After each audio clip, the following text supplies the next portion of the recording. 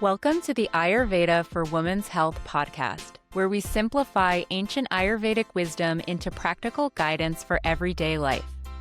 Between the overwhelming wellness trends, quick fixes, and conflicting health advice out there, we return to a science that has been around for thousands of years. I'm Rita, an Ayurvedic health counselor. And I'm Brittni, an Ayurveda practitioner. In a world that disconnects us from our bodies, we are here to guide you back. Through body literacy, practical tools, and time-tested science, we will help you step boldly into a more empowered, aligned version of yourself. So let's dive in. This podcast is for educational purposes only and is not medical advice. Views expressed do not represent our employers. Hey, Brittni. Hi, Rita. We have another exciting topic today.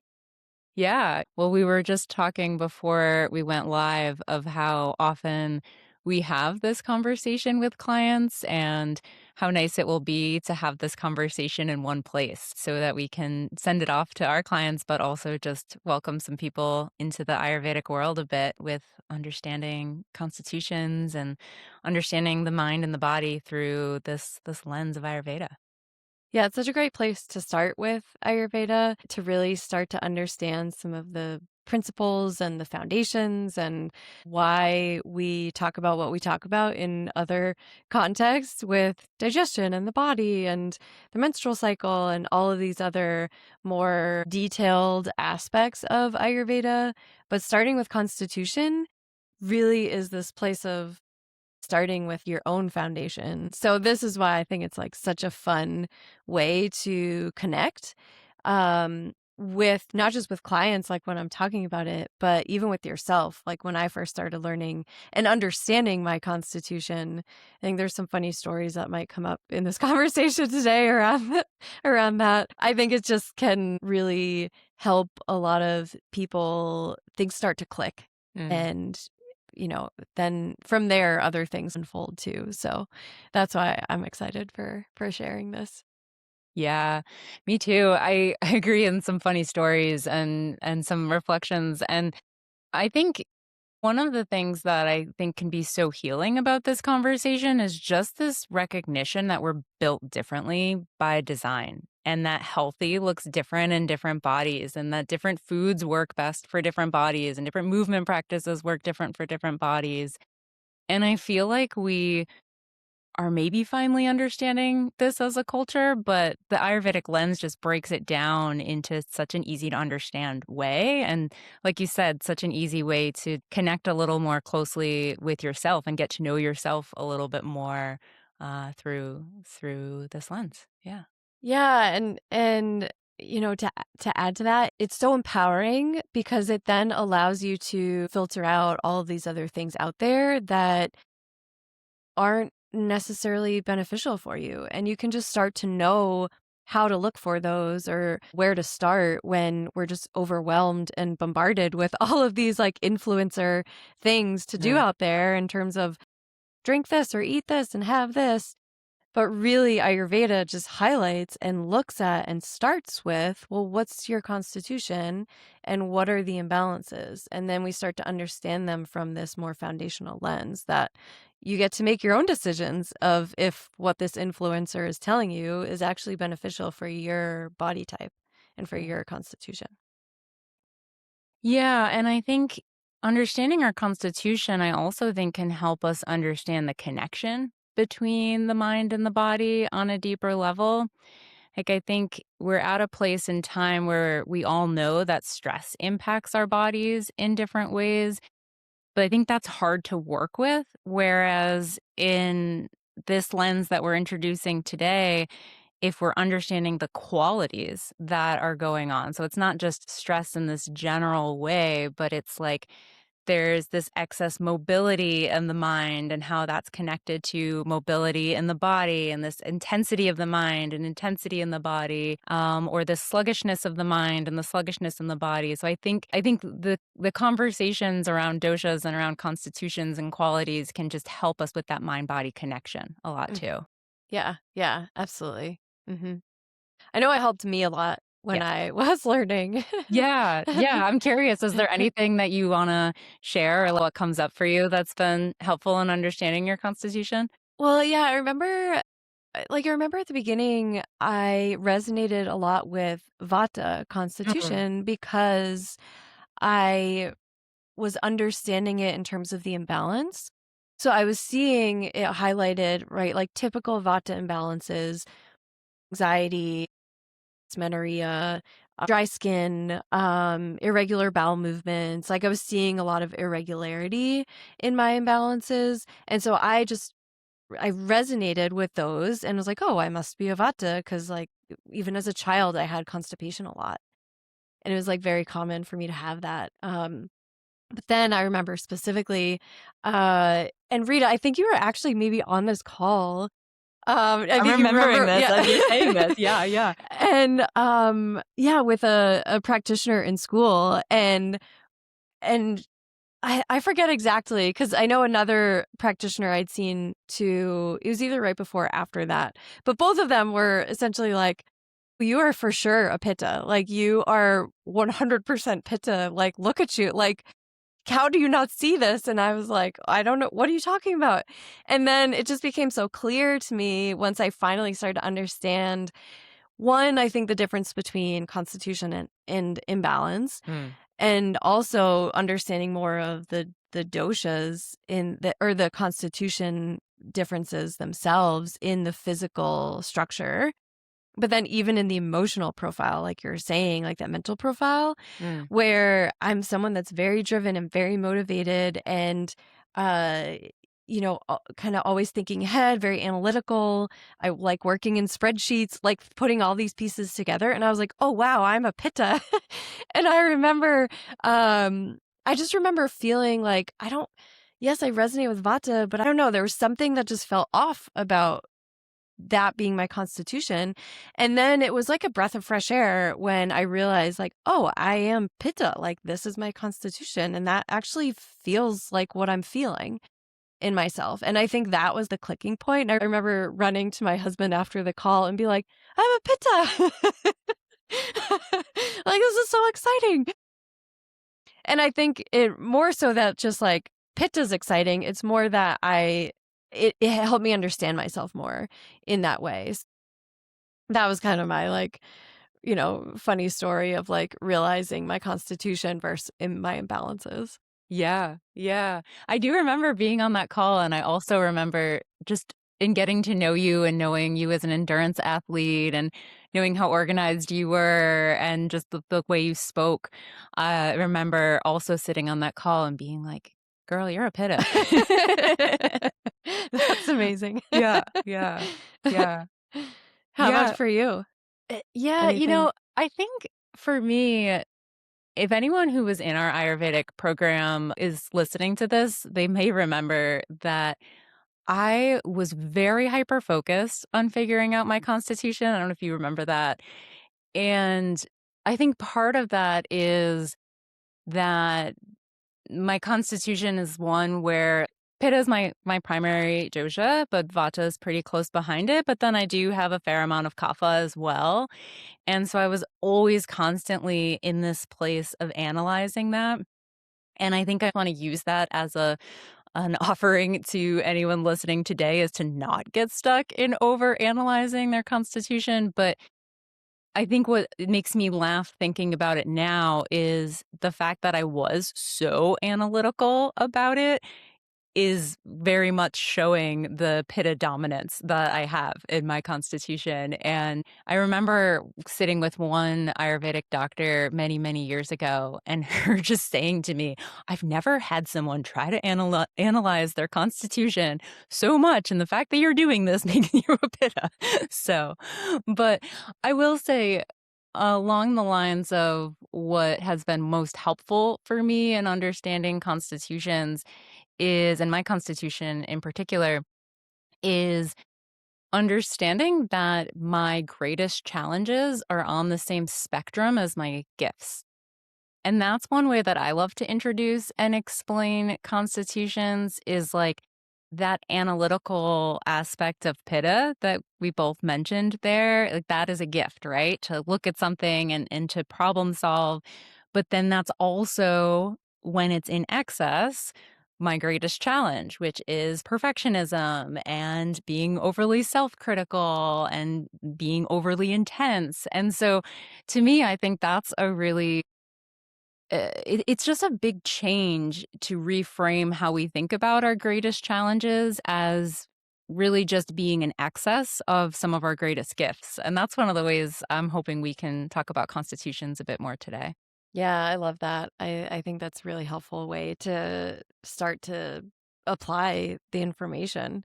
Because I do think there's so many, and I see this so much with clients and women that come to me and they're so critical of themselves or, just have like a lot of seeing just what you're saying, like these qualities that are just so amazing about them. Hopefully, this conversation will help turn some of that and really highlight the importance of these unique qualities and these unique skills that every person has, Yes. because that is how we're different from each other for a reason.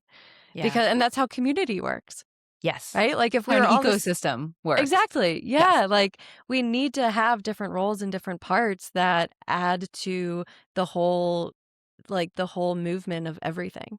We need to use those to work in unison rather than everyone is the exact same way, has the exact same whatever and needs the exact same medicine. Like it's all different. And that's the beautiful part. Yeah. Yeah, and when you were describing that and thinking about how our society and our culture is shaping some of that self-critical and just negative thinking about ourselves, it also makes me think about body image too.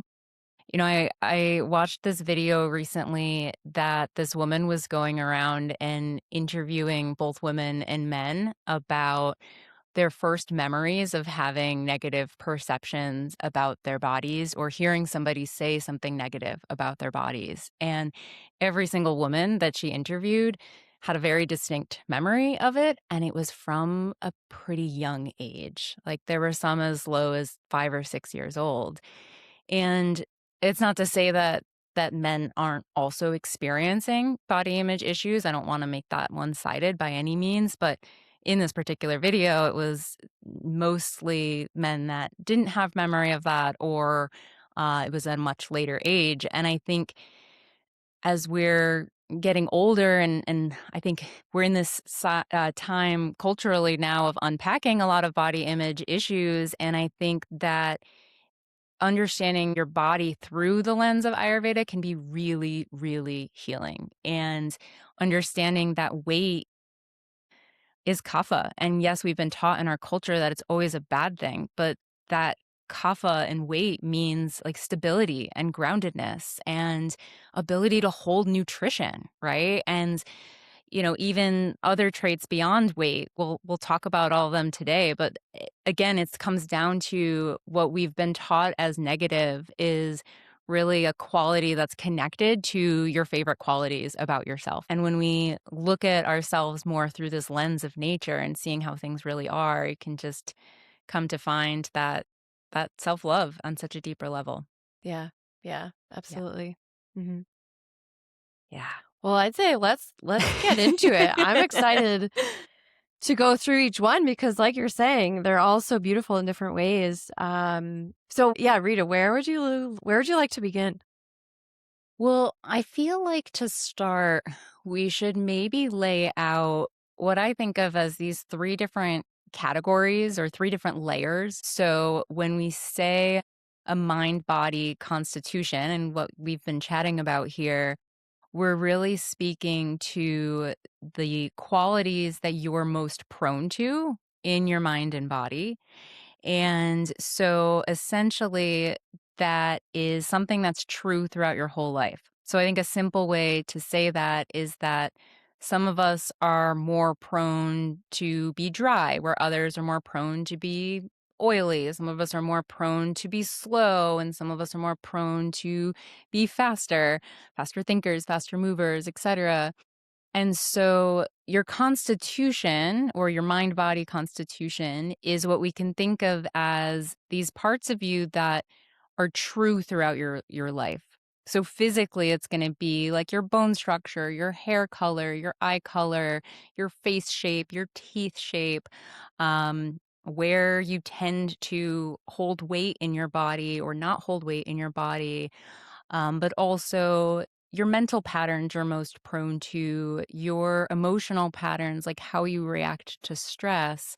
All of that is what we think of as your constitution, this part that's staying consistent, this part that's this individual role that you play in this ecosystem of life. But then we have on top of that constitution these other two layers, which one is essentially your current state, so the elements in your body that get impacted by lifestyle factors and diet and stress and trauma and movement and these factors, as well as the phase of life that you're in, and that we know that qualities change in our bodies as we age as well. I think a different way to say that is that there's this nature versus nurture, right? And so we have our current state, the nurture side, in terms of how life has impacted our body and how our behaviors and tendencies impact our body. But that's layered onto this nature piece of what is our individual makeup. Yeah, and maybe it's helpful to share like what how constitution's determined, Yeah. because there is that like genetic component that we are considering, right? So your constitution is determined at conception. Mm. So you have cells from both parents that come together, right? So there is this genetic component that you are receiving cells from both parents. So it's influenced by their own constitution, right? So, like, what they are, what's going on in their life at that time. So, just as Rita's describing, like, how their environment is influencing them, what season of life they're in, what season of environment they're in.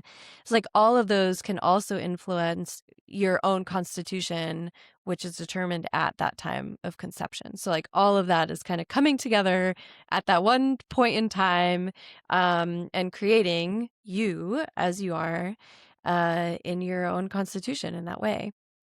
Which is really like beautiful to think about it. And, I think modern science has that genetic component, which we see that, but there's also these other influential factors that come into play with it. Yeah, and one just to add is the season, like the season of the year that conception happens can Mm. also impact the constitution. Yeah, and so is there anything else that you want to say on that? Yeah, I think I would just add sometimes it's helpful for me to think about it like simply in that even just looking at someone's bones. Like, not even thinking about anything else, but just looking at someone's body frame gives you a lot of information into constitution. Mm. And we'll talk more about that as we go through each one.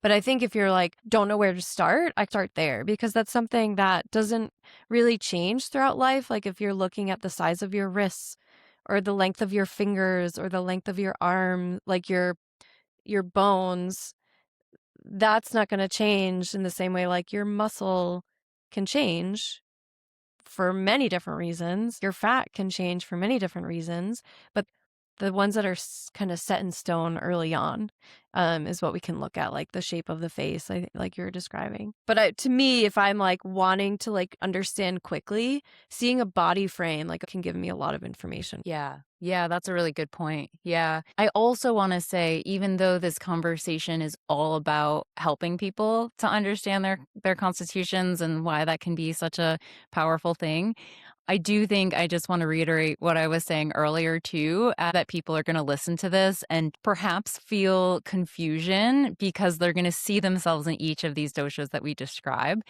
And to your point earlier, that could be that some of that is imbalances, or it could be that it's, we all are all of these qualities that we're going to describe. It's just in different ratios. And so yes, you will see some level of yourself in all of these, and maybe you will be able to walk away from this conversation and know really clearly what your constitution is, but maybe you won't, and that's okay.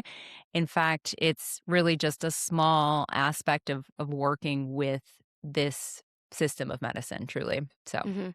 Mhm. yeah. Yeah. Yeah. And maybe just to say too, again, I think we said this before, but it's worth reiterating. There's no doshas that are considered better or worse. I think that can be a tendency when we're hearing these is to think like, oh, well, I wish I was that constitution. But then, there's benefits and downsides to each of these. And I think that's important to note as well. Yeah. Mhm. Yeah, I Yeah. think that's a really good point. Yeah. Mhm. I often think of it like a pie chart. So when we think of these 3 different doshas, we're gonna talk about Vata, Pitta, and Kapha.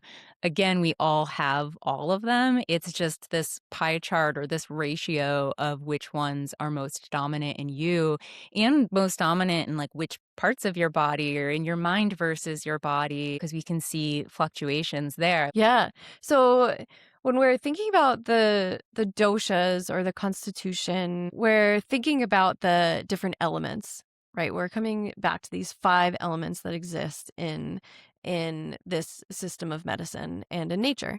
So we're looking at from lightest to heaviest, we're thinking about space, air, fire, water, and earth. And right off the bat, when we list those out, those all have very different energies to them and very different qualities. And we're going to get into the differences there. But that is where we start to apply those elements to what we're seeing in our own body, physically, emotionally, mentally. So to further kind of break that down, these elements are categorized by these 3 different doshas. And I think, Rita, correct me if I'm wrong, but in this conversation, are we saying constitution and dosha kind of simultaneously there? Because there is a difference, but for the sake of this conversation, where do you see that? Yeah, I think it's good that you called out the difference because I do think it's not fully accurate when people will say like, "What's your dosha?" or "What's my dosha?" Um, so I think it's good to differentiate that and say like, "Okay, we're going to explain these doshas as essentially these embodiments of certain qualities." And you can categorize food by doshas, you can categorize weather qualities by doshas, you can categorize organs in the bodies by doshas. But yeah, I think for the sake of this conversation, we're thinking about doshas in regards to body types. Mm-hmm. Yeah. Mm-hmm. So we have these 5 elements. It embodies the space and air elements. So the energy of space and of air, right? We're thinking like cold and dry and rough and mobile, is all embodied within this category of Vata. And then we have Pitta, which is fire and water. We have, like, if we think about the quality of fire, it's sharp, it's hot, and it's intense. And water, it's mobile, right? So we have this mobile quality. And then we have Kapha, which is earth and water.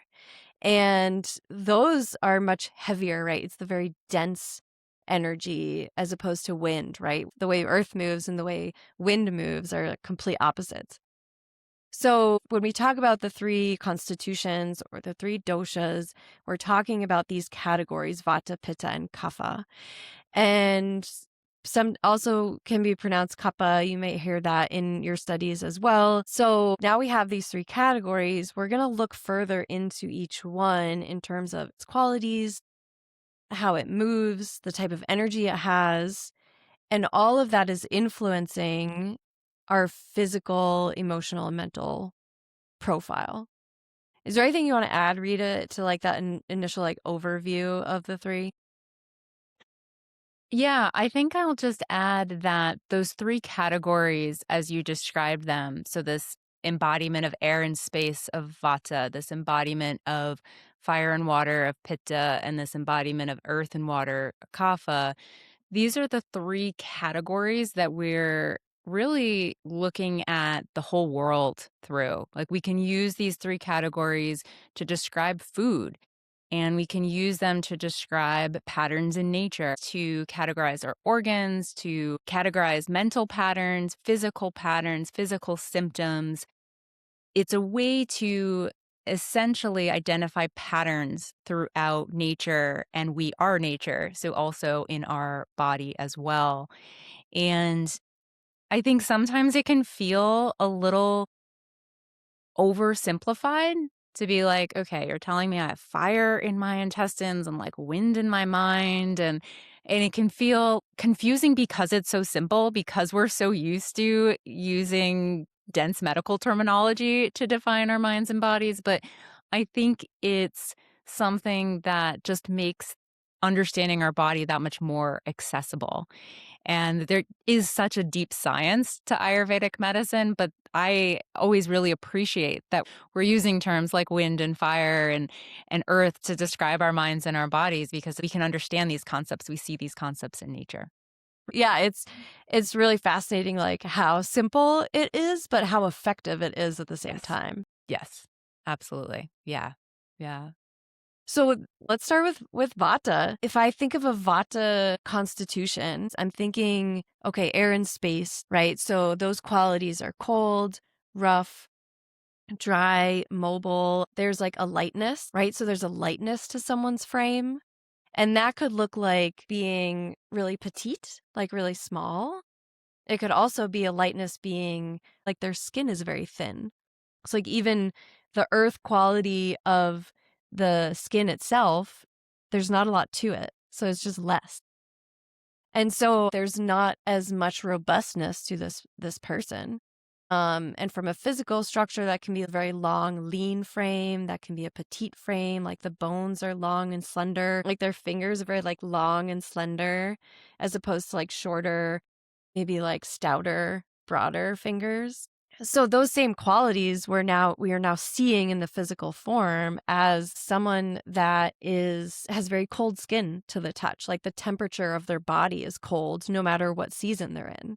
Maybe they have more tendency to be cold, and they've always been that way, like since they were little. Like even their muscular build, there's gonna be less to it. Like even if there's someone that strength trains, it might be really hard for them to build muscle mass and like build extra bulk to them because it's not natural for their constitution. So they could work really, really hard at it and not gain anything or not build anything because in their constitution, naturally, they just have more of these other elements that are predominant, like air and space, as opposed to earth. So I always think about it if we're talking about like weight, even, right? It's a Vata person is going to eat and eat and eat, and it's going to be very hard for them to put on weight. And I think going back to like the frame, they're going to be really narrow. Like if we think about how wind impacts, like how wind moves, it's almost going to like take away the earth.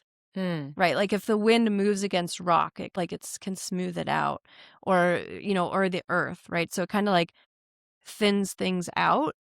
So we could see that in a shape as well, where like their bone structure, right, like the narrow hips, there's not going to be like a curviness to it. They're going to be more straight up and down.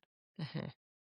And same with like a face structure. You're going to have like this length to the structure, but it's also going to be, you could probably have a pretty defined bone structure as well because the wind can kind of carve away that softness. Mm. Whereas someone like Kapha is going to have more like squishy, plumper cheeks to them, like a softness or roundness to their face. Mm. Um, Anything you want to add in that regard?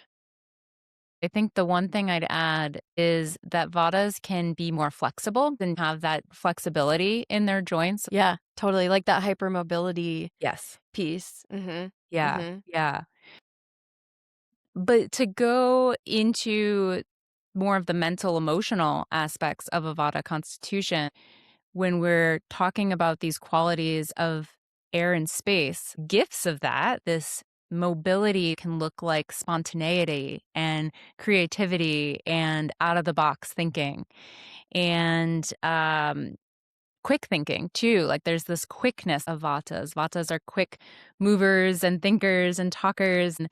And with that, we tend to see a lot of strong Vata constitutions that have this real creative gift. Like maybe they're writing poetry or they're musicians or they're artists in some ways. They can like tap into this ethereal realm, right? And like get out of this 3D physical plane, like really let the mind wander.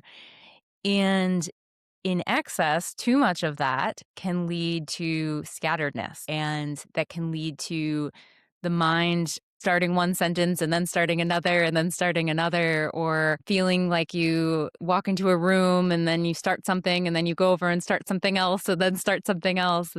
This really scattered energy or anxiety can be another really common effect with Vata when there's this excess of air and winds. It's like the mind is racing, the mind is jumping. And so there can be this ungroundedness, this excess lightness that we can see in the body frame, but also can be more prone to that in the mind as well. Yeah, I think that just it kinda highlights that, like what I was saying earlier, I had anxiety, so I resonated with the Vata constitution. Mm. And just coming back to the difference there is that you can have imbalances of any of these areas no matter what your constitution is.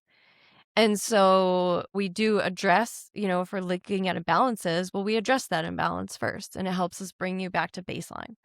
Um, to get to that foundational constitution that is your natural nature. But I think the other piece that I wanted to highlight, someone's speech, right? I think can be Yeah. very telling, right? And I think you can learn. I've learned as a Pitta Vata, I can like speak very fast. But I've learned how to slow myself down. So that can also be a behavior that we can see in someone, like if they're speaking slowly, but they have a Vata very clearly, like a Vata frame, that can be a learned behavior that they've adopted to, better serve themselves. But I wanted to highlight because recently in watching the Olympics and Eileen Gu was being interviewed, immediately heard her speak and I was like, wow, Vata. Like that is Vata. And even someone asked a question, which I thought was so telling and so fascinating. And their question, I don't remember word for word, but basically they asked her, how do you answer so quickly and yet still be so thoughtful and comprehensive in your answer?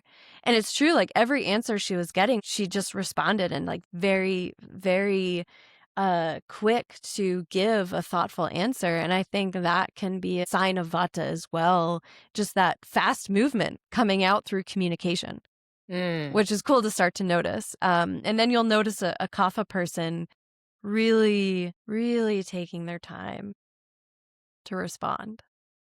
And Yeah. so much so that you're like, are you going to answer me? Like, are they still thinking? Like, what's going on here?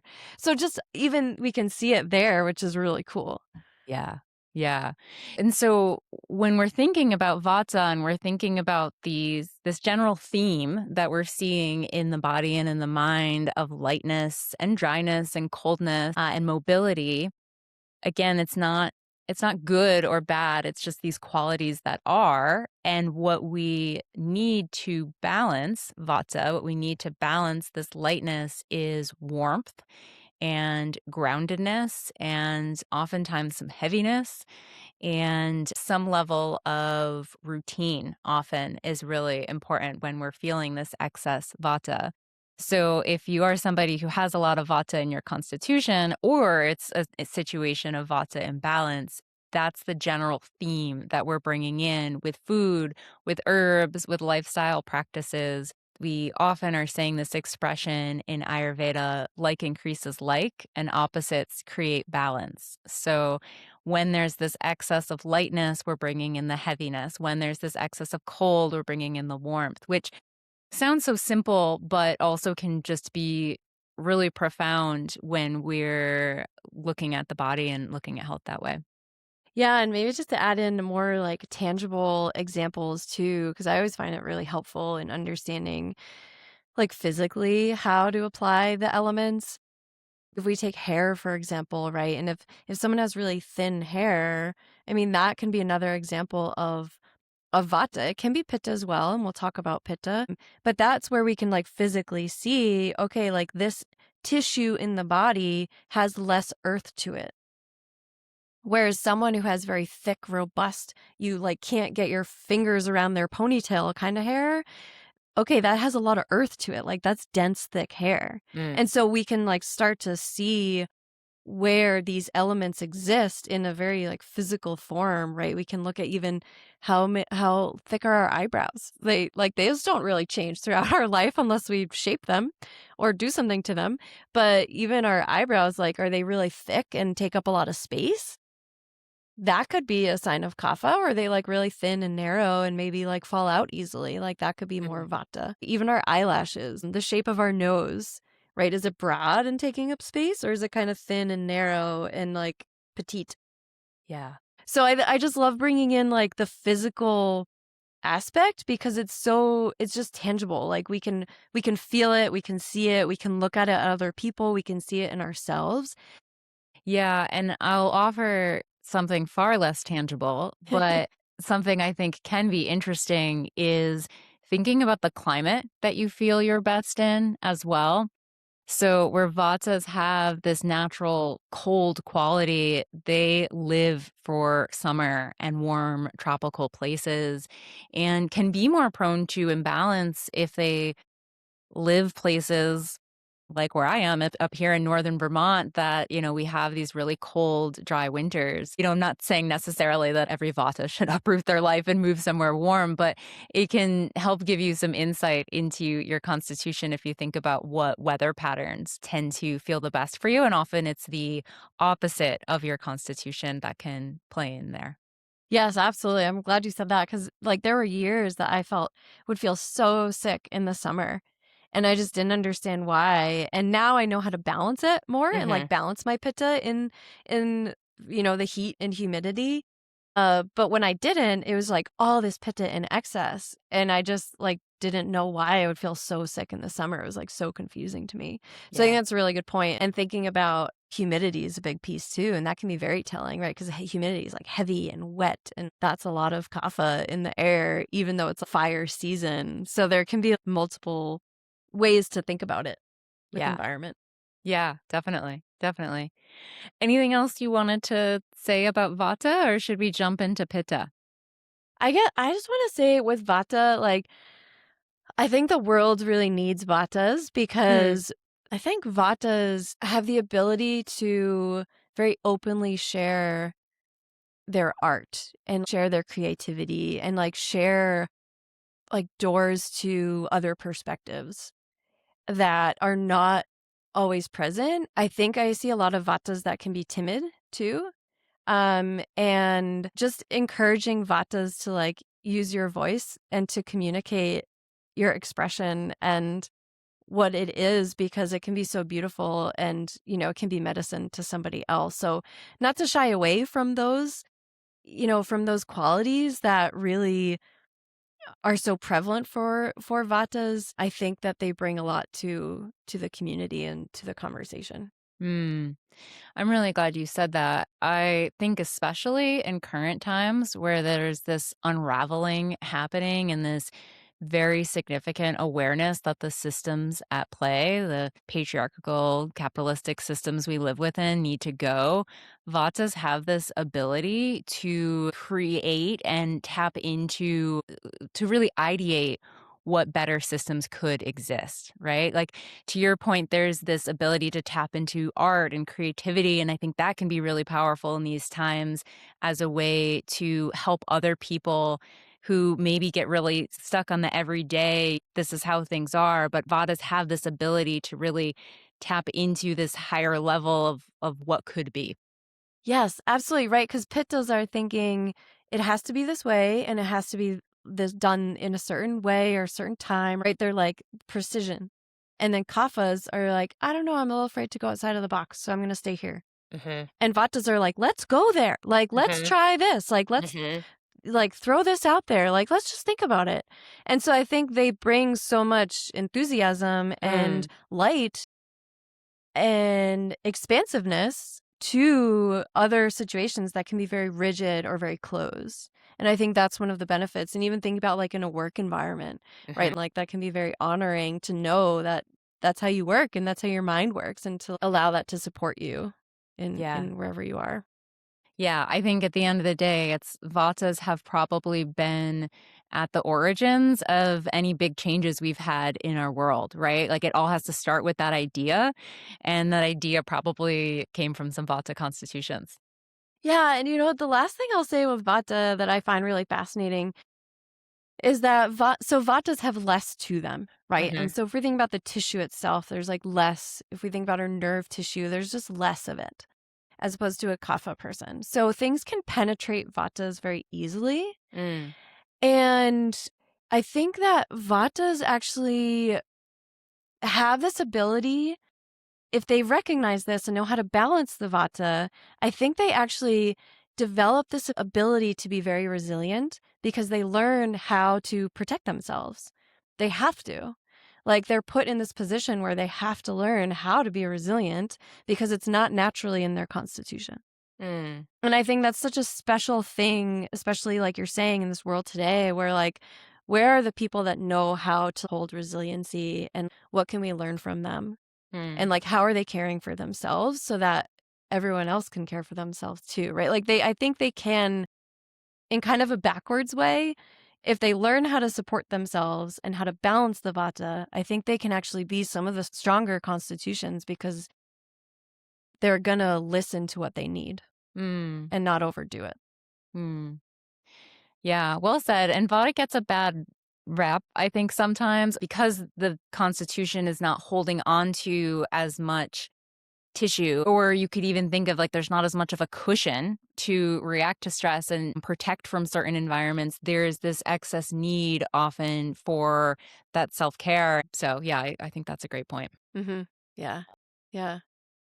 Should we talk about pitta?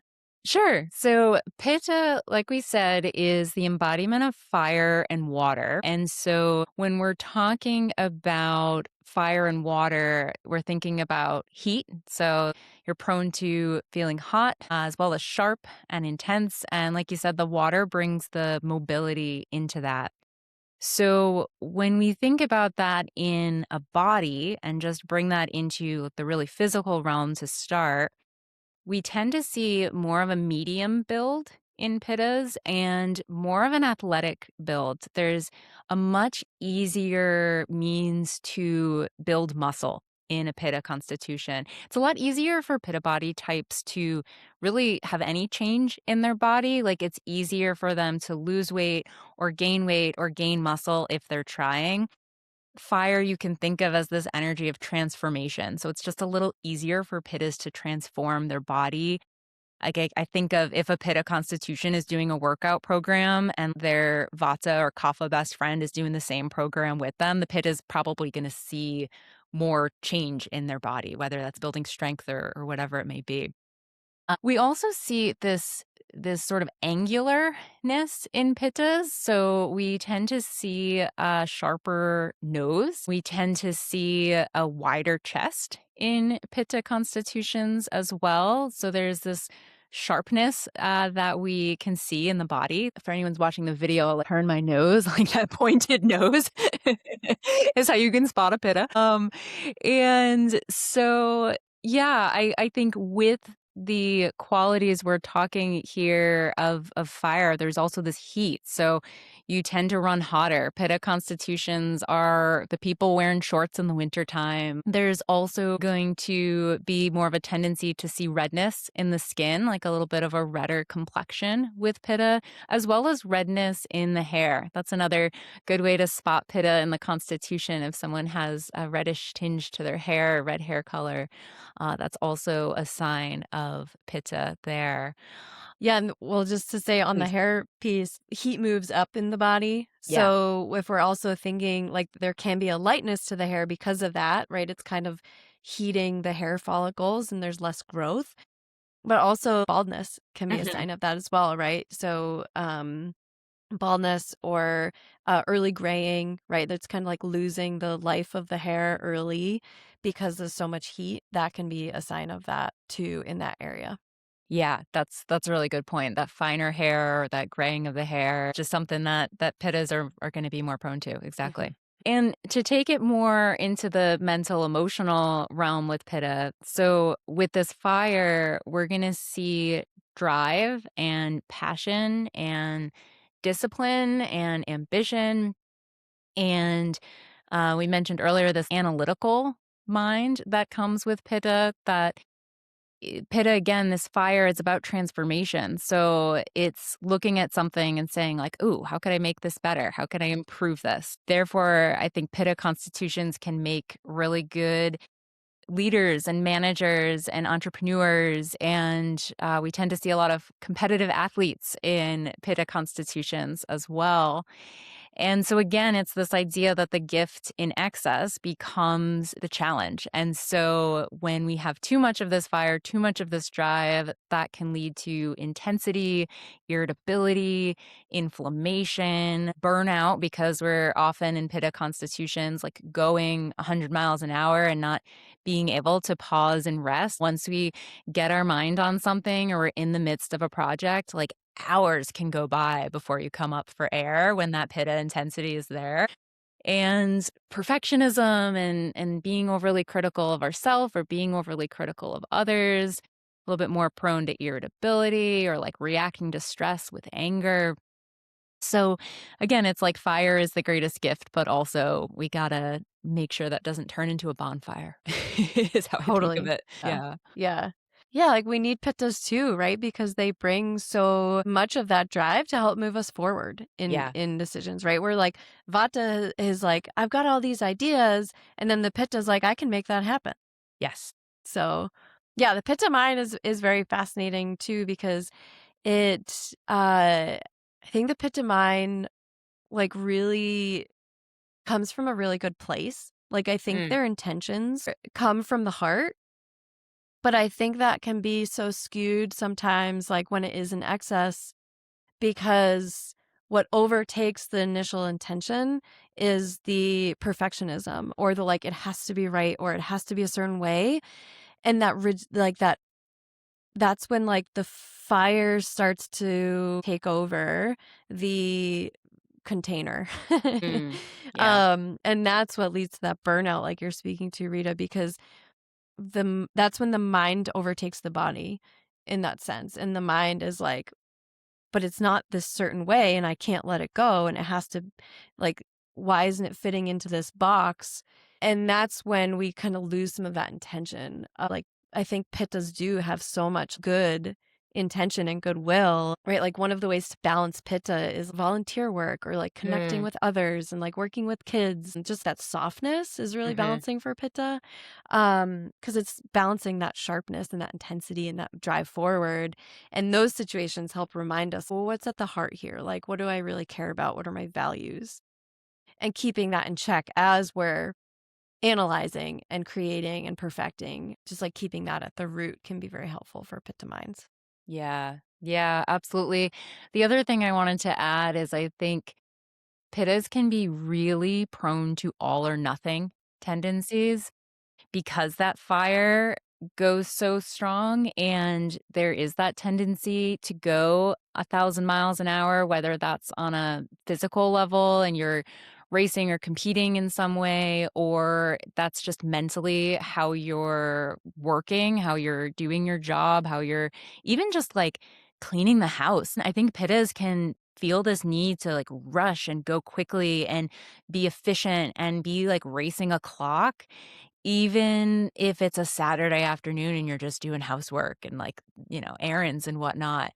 And what I think is I almost have described it often as, like, the soul work for a Pitta is learning to find that ease and that playfulness and that, um, like you said, like, silliness almost, like, there's a seriousness to Pitta and finding that ability to I'd say rest, but it's, like, more than rest. It's to find ease and to find flow and to find softness and avoid comes what comes inevitably when we're going 1,000 miles an hour is that crash, right? Like that nothingness that I went so hard and now I'm like down and out for a day or two.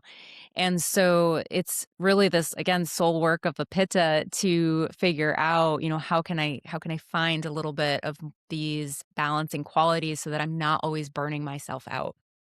Totally, yeah, and I think, like, that's achievement, right, is always at the forefront of the pitta mind. And I'm really glad you brought that up in terms of resting, because what I've found and seen in my practice is if I give a Pitta person the recommendation to lay on the floor for 5 minutes, they're like, well, why? Like, why would I do that? What's the point? And I think it can be a very fine line with having Pittas rest, but they need to rest intentionally. A Vata needs to lay on the floor for a very long time and just like let their mind do whatever it needs to do, but have their body be still and just like find that ease. But with Pittas, something like a very gentle, soft moving vinyasa could be more supportive than just laying on the floor, because that could really Mhm, make a Pitta mind go kind of crazy. They're like, I mhm, need to achieve something. So there is that middle ground, I think, with balancing that mind where we're like softening that need to constantly be achieving. We're giving it a rest, but we're still not going against its nature, I think is mm, like the important part of it. Whereas rather than recommending lay on the floor, like let's intentionally focus on something specific, right? A lot of times opening the chest is very, very balancing for pittas because we're expanding that heart. Because when we're moving forward, we're just getting like stuck in this narrow view, and we're forgetting about the periphery. So if we physically like open our chest and our arms and maybe do that on the floor instead, we're actually like doing something with our body while opening the mind and expanding the mind, instead of being in this like box of forward direction where like, oh, my space is here. Instead, I have a little bit more breathing room. And that cools the fire a little bit. mm. Right. We're Yeah, coming back to the elements like, oh, there's a little more room for air and space to be here too. yeah, yeah. Yeah, and I think in terms of cooling the fire too, like, quite literally, Pitta bodies, we have to be really cautious with heat.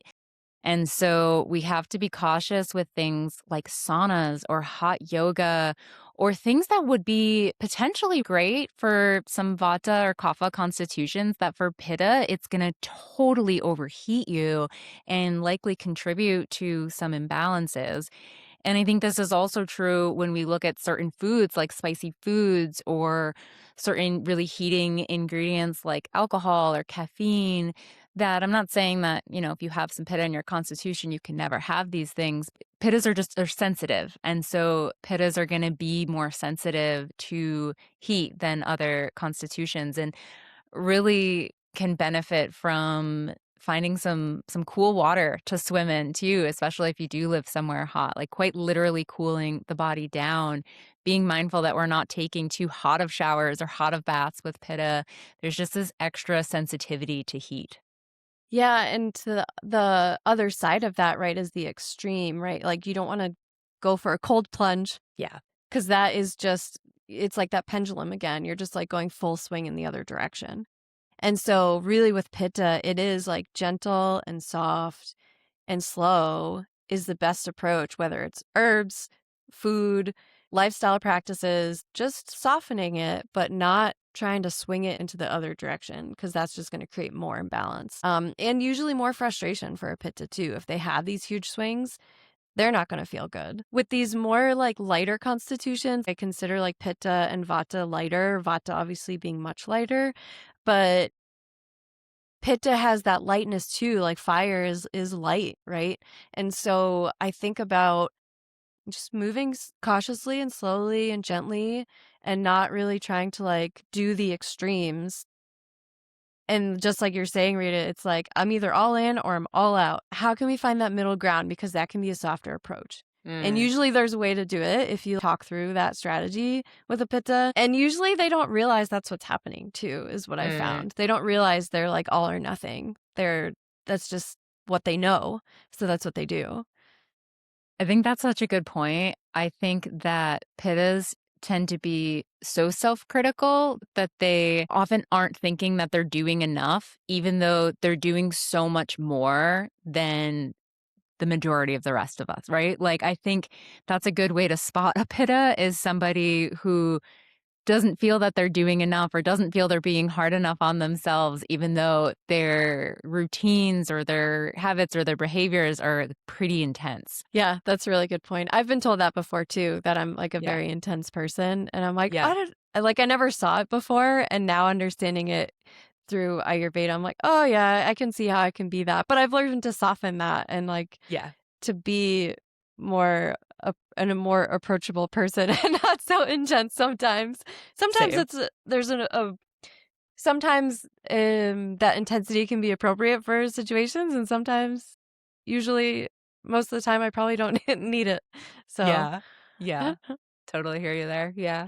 Yeah. Any other thoughts on Pitta?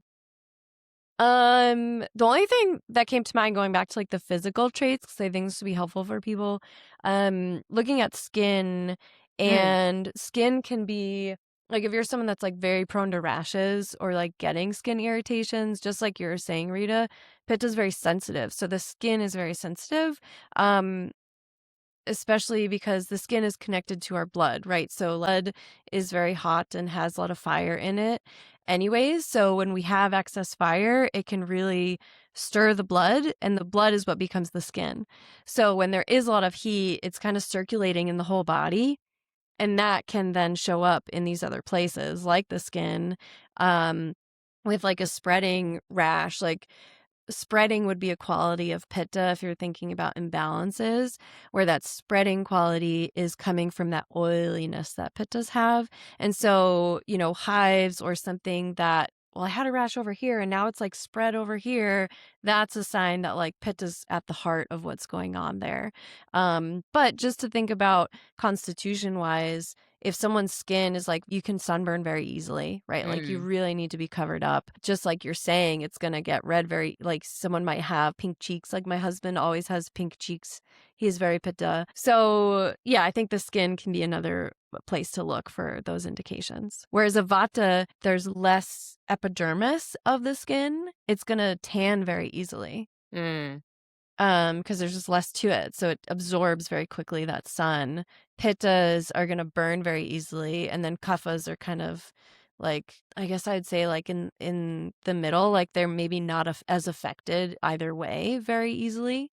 Might take a little bit more to burn or to tan. Yeah.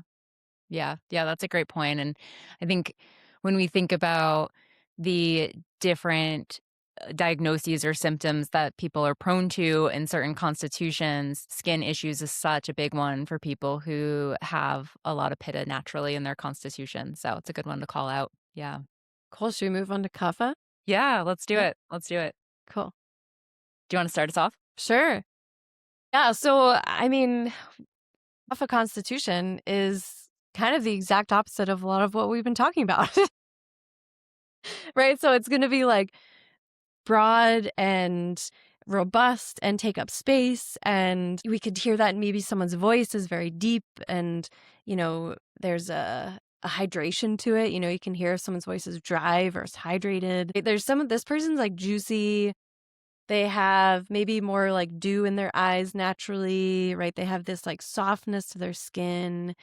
Um, they're going to be very like warm people, warm in a compassionate sense. Like they'll just be very naturally nurturing. Their constitution's going to be on the cooler side, right? If we're thinking about earth and water, the earth is cool, right? And water is cool naturally. So this constitution is going to have a coolness to the skin, but they're also more adaptable. Whereas like we were saying, like pitta is very sensitive and vata is very cold, right? Uh Kaphas can be more adaptable to the climate. So they're kind of less impacted by things. Things don't phase them as much. And same with their constitution. Like it might take a lot to like impact them, maybe to get them moving. I think, from a physical standpoint, they might like even prefer to be a little more sedentary or still and might not naturally want to move their bodies as much. But a kava person, like if they sat on you, even if they're tiny or like small, they're going to be heavy and very Mhm. dense. Like they have like a density to them.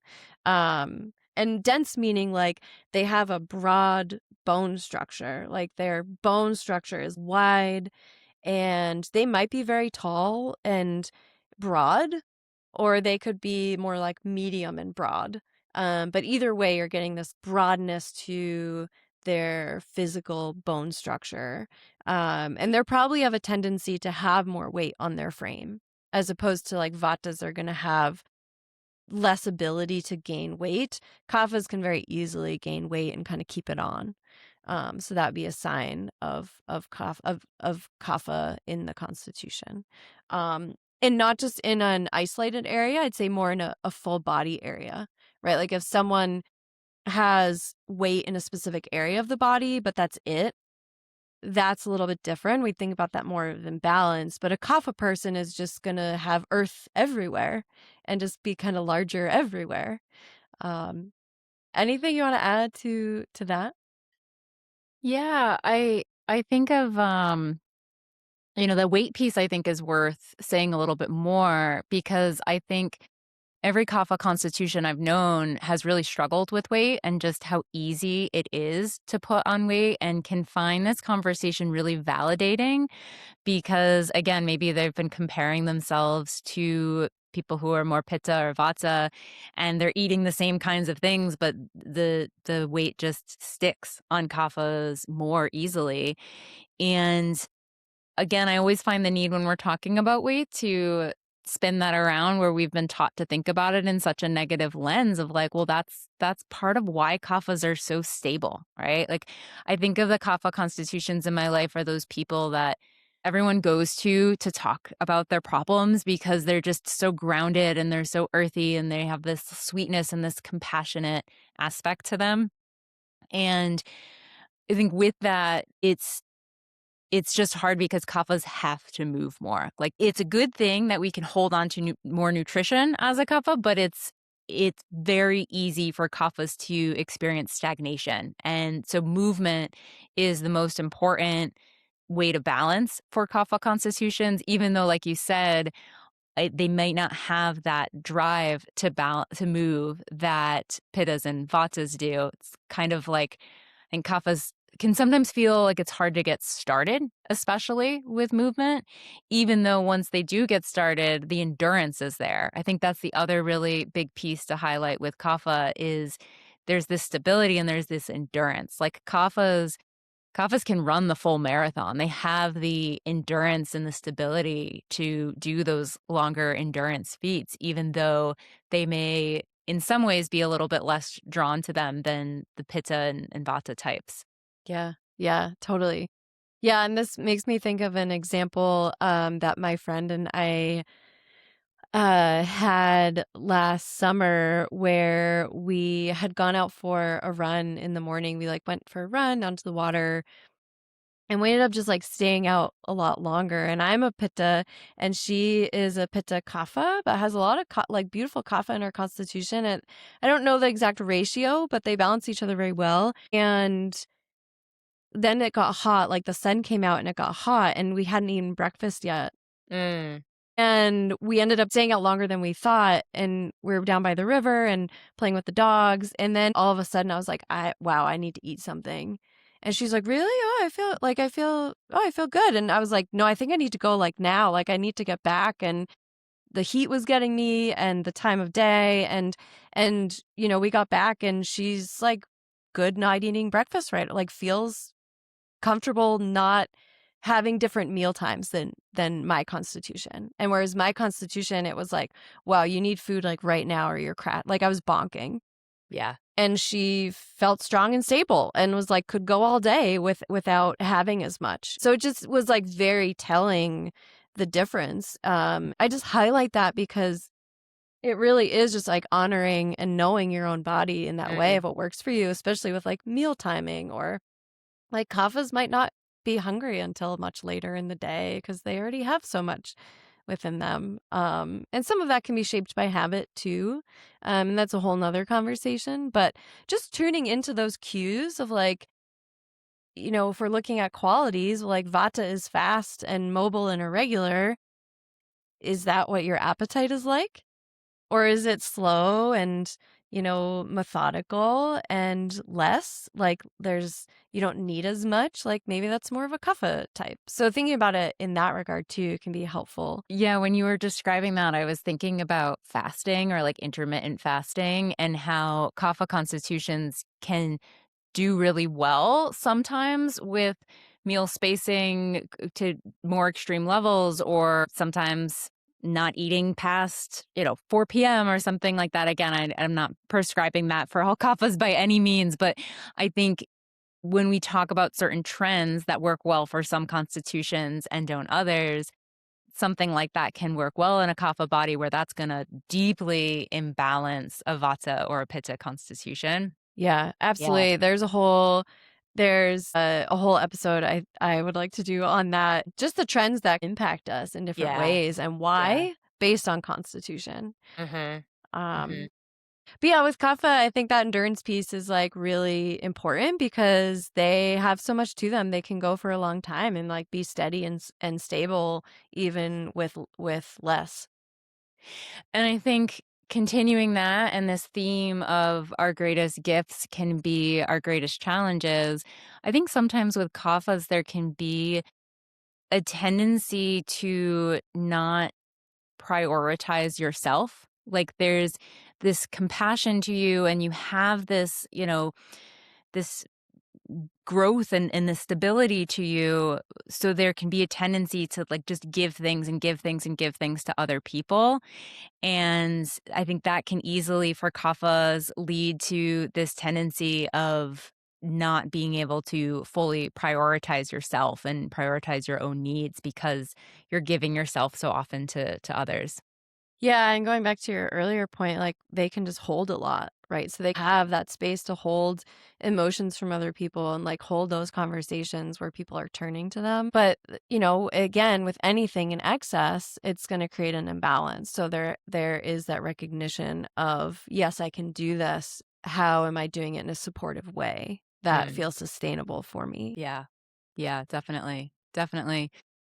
And I think I want to bump over to congestion when we're talking about kaphas as well, because that is such a challenge for many kapha constitutions is, again, this earth and water quality. We think of this like heaviness, this stickiness. And so kaphas are going to be really prone to congestion, especially in the springtime, especially during kapha season when it's quite literally mud season. We're seeing this increase in moisture in the air and in all around us.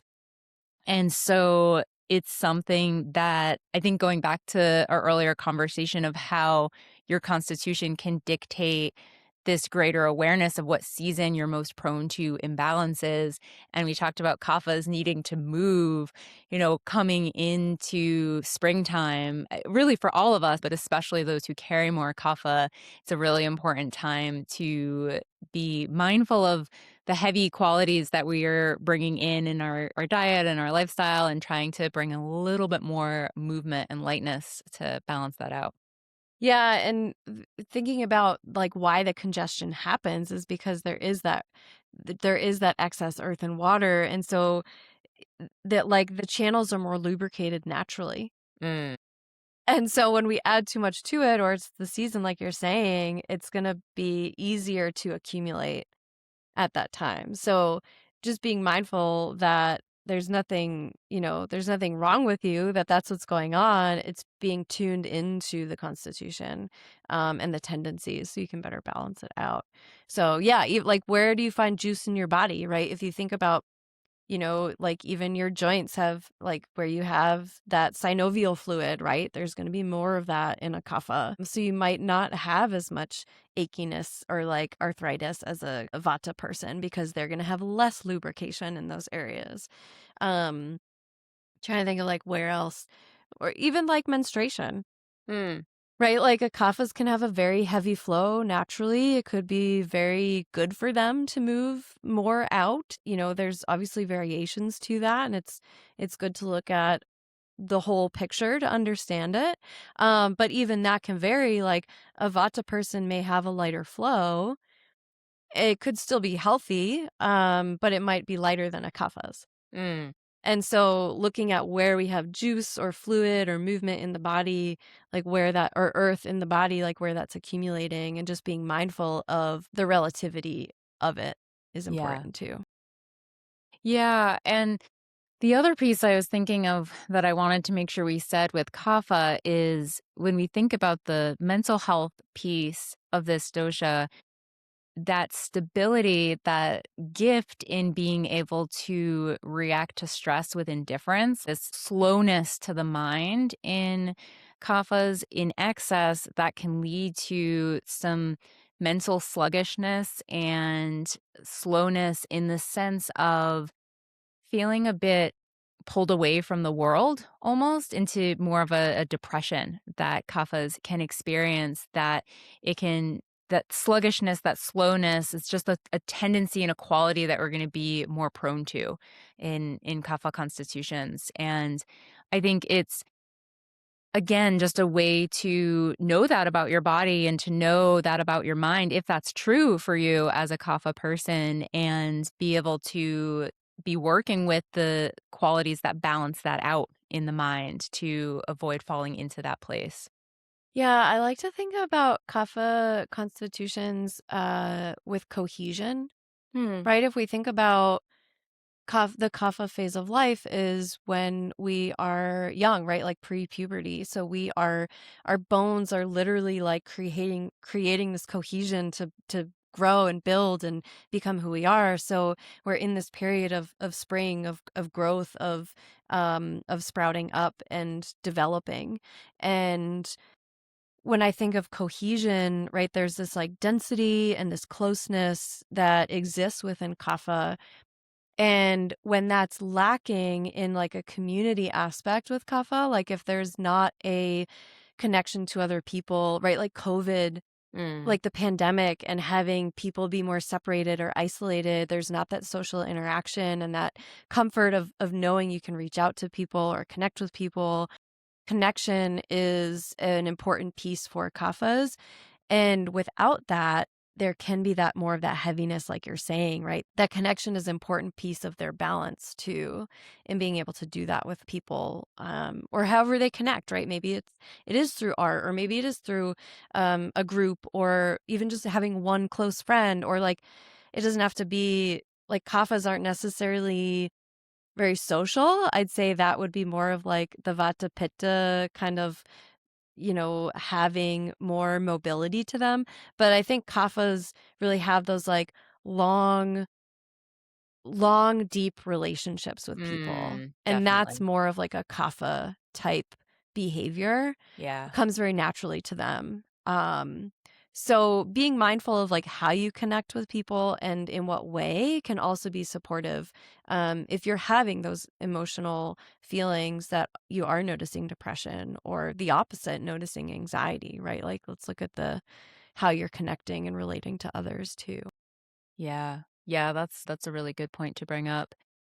And I wanna bring in the conversation because we talked about Vatas as, like, being these ideators, right? The ones who are coming up with the ideas, and then the Pittas who have, like, that fire and that drive to make it happen, and then the Kaphas who have this endurance to continue it and to, make it last in kind of the long run, so to speak, but also this groundedness and this earthiness and this slowness that we all need. So, like, let's slow down, let's look around, let's, really check back in with what we're doing here, so to speak. And I really love this conversation in the context of thinking of it as an ecosystem. And we each have this different role in this ecosystem, and each role is just as important as the other.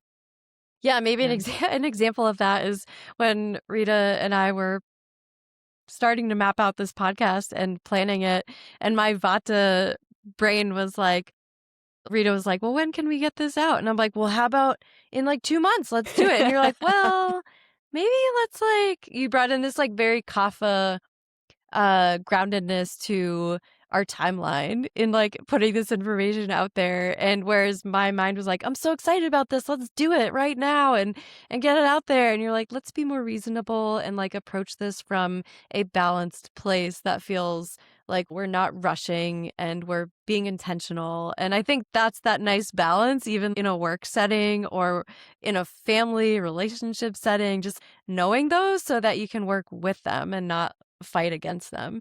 Yeah. Yeah, that's a great thing to bring up. I think we think often of the doshas and constitutions as this path of self-discovery or self-acceptance or self-love, but it's really so relational too in figuring out who you work well with in business, but also a deeper understanding of your spouse and your kids and your friends. Yeah, I mean, so my partner Bryce, he's a Kapha Pitta, and so his kapha is so grounding for me and my pitta mobile mind, my pitta vata mobile mind. And it's funny because so I am somebody in my true pitta vata nature that I wake up early, even, 5:30 on a Saturday, and I'm like, let's go. I want to talk. I want to move. I want to exercise. I want to tell you all my life thoughts. And his kapha body and mind are like, whoa, like it is Saturday morning. Let's slow down. Let's rest a little bit. Let's find some groundedness before we move into the day. And so I think that at one point, it was almost a point of contention because I was like, "What do you mean you don't wanna get up and move with me and talk with me?" And, it's hard, I think, sometimes to understand people that are so different from you. But again, it's that balancing piece of, well, we all are seeing the world a little bit differently, and we have so much to learn from each other's perspective because each constitution balances each other out in a certain way. Yeah, I'm really glad you said that because I've felt that on numerous occasions in having this like new lens to look through and just understanding like I find myself getting frustrated less with people, not all the time, because it's still, like, a tendency of mine, and I have to, like, keep myself in check with it, but now I'm aware of it, right, and I can, like, manage it differently, whereas before, I just get frustrated, like, "Why is someone acting that way? Why is that happening?" And, like, my pitta would really just get inflamed from it, and now I can start to, like, see it a little bit differently, like, "Okay, well, this might be like part of their constitution and like what how their brain works and like it just works differently than mine. So they're not thinking about it from this analytical sense. They're thinking about it from this very creative, ethereal sense or, what have you. So it is really important, especially when you are interacting with people. Like I think Ayurveda gives us so much knowledge of psychology, even just Mm. from like this conversation that we're having in how people move and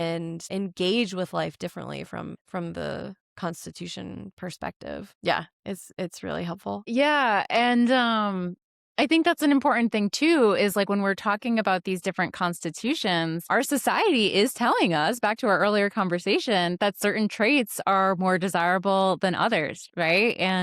Um, and I think beyond that, the culture itself, we're in this very, very Pitta Vata world right now. And so when you are a Pitta Vata constitution, I think it can lead to becoming more imbalanced because that's the culture that you're around. And so it's encouraging you to be more intense or to be more mobile. And I think for Kapha constitutions, perhaps they are feeling a little bit like a fish out of water in the sense of like, my body's just not aligned with this. I don't think this way. I don't move this way. I'm like going against the grain to keep up with this speed that my office is working at or whatever it may be. So it's interesting to think of it from like this microcosm, macrocosm level of our society. Society is in a pretty extreme pitta vata imbalance, right? And yeah, I think again we talked earlier, each constitution has its own role in changing that, but Yeah. yeah. No, I totally agree. It's like the world is in excess of these elements too, right? Where everything is in a hurry, everyone's in a hurry, everything is rushed. There's always this like deadline or timeline or something. And we're really not taught how to create balance among that. Our culture has shaped how we prioritize our time and our movements and our pace. And that pace does not work for everybody. And that pace is leading us to burnout. And that pace is like killing us, right? The culture is forcing us into this like spiral of well here's these imbalances and then here's how you fix it but keep doing this thing that's leading to the imbalances Yeah, or yeah. here's not how you fix it, here's how you mask it and just keep moving forward. I think that's like the bigger Yeah, problem. Yeah, yeah, yeah, yeah, probably a whole nother podcast episode. yeah.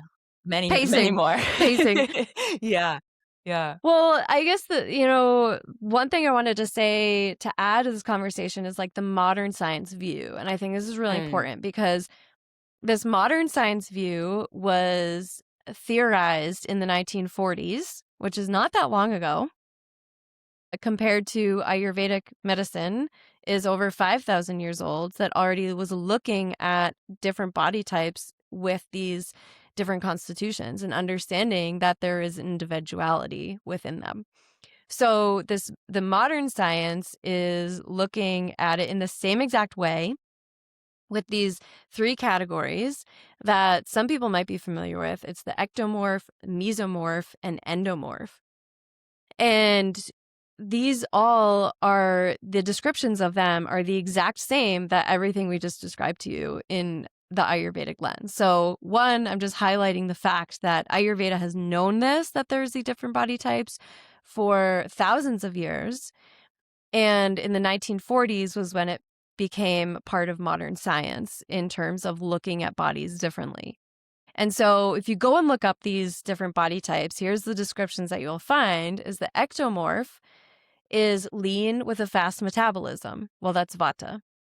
A mesomorph is muscular and athletic. Well, that's Pitta. And then the endomorph is curvy, higher fat storage. Well, that's Kapha. So it's really fascinating to see one, the timeline, and then also that people are already using this to look at different constitutions without really realizing that Ayurveda has kind of already been doing it for so long.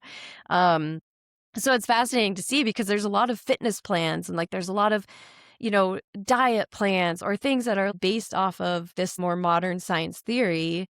But again, we come back to Ayurveda understood this in so much depth and already has, you know, recommendations for ways that you can support your constitution based on diet, nutrition, lifestyle, herbs, like all of these other more natural approaches.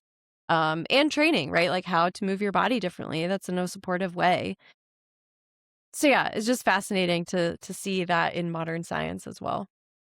Definitely. I also, as you're talking about research, it also makes me want to dive into a little bit to use this conversation as an explanation of why we see all of the inconsistencies and differing results that we do in modern nutritional research is because we're not isolating different constitutions, right? So, like when we think about these three different constitutions that we've described, we know that there are certain foods and certain herbs and certain practices that are going to be really beneficial for certain people in certain phases of their life and certain times of the year, and then really detrimental for others. So, if we're looking at something, for example, like coffee, right? And is coffee good for us or bad for us? Well, coffee is going to impact a Pitta person really differently than it's going to impact a Kapha person. Someone with a lot of Kapha could benefit from a little bit of that energizing, mobilizing caffeine, where like Vatas and Pittas, that's going to potentially add to some imbalance there. So when we look at different discrepancies and people will feel overwhelmed and be like, well, this research said this and this research said this. I think it can make a lot of sense when we're looking at it from this lens and understanding this difference that we have in our constitutions. So that's something I definitely wanted to just highlight there as well. Yeah, totally. And it's reframing the language around this as well because it's not is this good or bad for me? Just like you're Yes. saying, right? We're thinking about it from is this balancing? Is this supportive? Because that's the big difference between how Ayurveda thinks about the qualities and the elements and foods and all of it, as opposed to like this modern day, well, a salad is healthy or this is bad and this is good. It's more of like, well, is this salad going to balance my Vata constitution or my Vata digestion? Or is it going to create more constipation and more wind and more dryness and roughness?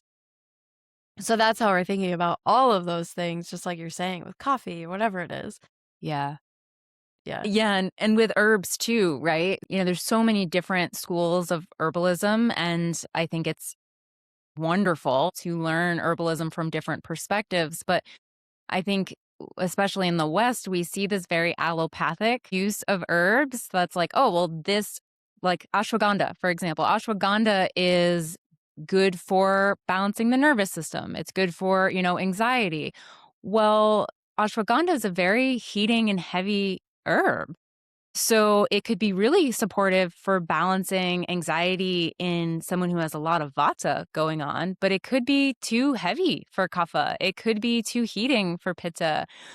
So I think it's coming back to these qualities and again, breaking away from like, this is good or this is bad, or even this idea of like, this herb is good for this diagnosis, or, this food is good for this diagnosis. We always are having to come back to this breakdown of the qualities and looking at the qualities that are going on in our mind and our body and seeing, does this balance or does this further imbalance?